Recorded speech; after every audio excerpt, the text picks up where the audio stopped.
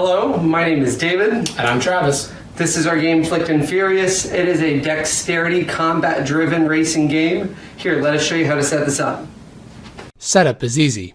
Unroll the track mat. Place the wooden bumpers around the edges. Place power-up cubes on the designated spaces. Shuffle the first, mid, and last place decks and place them near the board. Deal each player one first place power-up. Select your vehicle. Randomly distribute the turn order cards, and whoever has turn order 1 gets to go first. Now you're ready to play.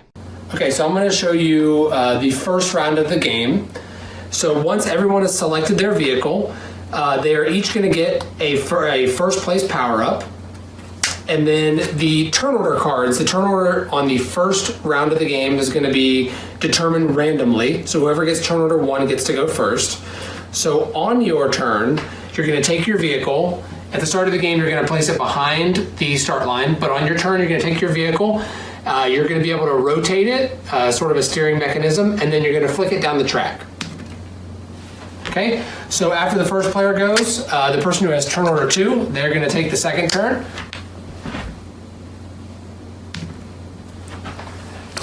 The next player has turn order 3, same thing. They're going to be able to put their car wherever they want behind the start line. You are able to run into other players and knock them off. In that case it didn't, but fourth turn order. That wasn't very good. But once all players have taken a turn, the round ends. At the end of the round, whoever is in last place gets the turn order 1 marker, so they get to go first in the next round. So green would get turn order first, then the stripe player, then the brown player, then the red player, and that's how it's determined. On the first turn, you are not able to use a power-up, but on subsequent rounds, at the end of your turn, you are able to place a power-up. And we will go over all the different types of power-ups that are in the game. Okay, so I'm going to go over a little bit about the power-ups and how they work in the game. So on your turn, you're going to flick your vehicle, and if you hit a blue power-up cube, you're going to draw a power-up from one of the power-up decks. Which deck you draw from depends on what place you're in at the end of your turn. So once you flick, if you end up in first place, you're going to draw from the first place power-up deck. If you end up in last place, you're going to draw from the last place power-up deck. And if you're somewhere in the middle, you're going to draw from the mid-place power-up deck. So the different decks are going to scale the strengths of the cards. So as you can see here, I have 3 of the different types of power-ups. There is a green missile, there's an oil slick, and a smoke bomb. So the green missile is, you're going to be able to place this. It's going to be a token. You're going to place it within 1 inch of your vehicle, and you're going to flick it at another vehicle. If you hit that vehicle, they go back to the previous checkpoint, but you only get to flick 1 time. The oil slick is going to be a trap that you set. So you set it behind your vehicle, and if another player hits the oil slick, the next 2 turns that they take must be with their off hand. So normally everyone has a dominant hand. That person and that player has to flick with their off hand for the next 2 turns.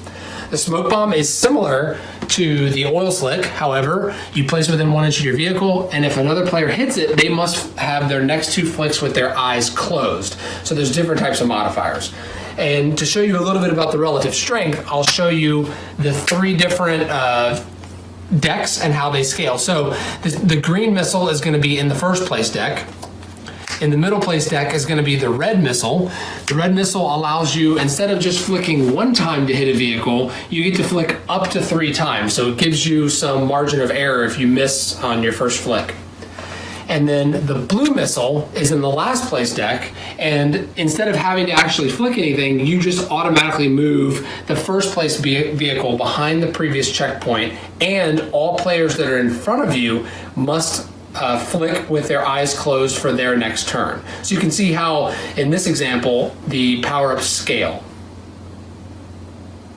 So that's a basic overview of Flicked and Furious. Players are going to continue flicking their vehicle around the track, gathering and using power-ups until the first player to cross the finish line after 2 laps wins. Thanks for watching. And remember, don't get furious, Get flicking even.